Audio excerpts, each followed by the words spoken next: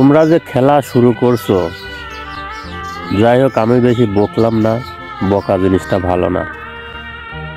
তোমরা যে Dubai, Abu Dhabi, Sharjah খেলো, তাতে তোমাদের একটা ঠিকানা দিই। তুমি চলে যাবা হাম্মিম, সেই সৌদি বর্ডারের কাছে। ওখানে দেখতে ছোট্ট একটা কোম্পানি আছে, ডরসাল।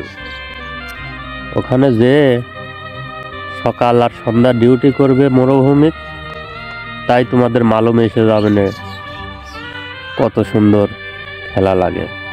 না মামা, তুমি কি কও? তুমি কি পারবে না খেলতে? আর মামার মতন লোক বলতেছে খেলতে পারবো না। আর তোমরা এই বয়সের বাবাদের মতন বয়স তোমাদের, আর আমরা রাত জেগে খেলা দেখলাম তোমারে।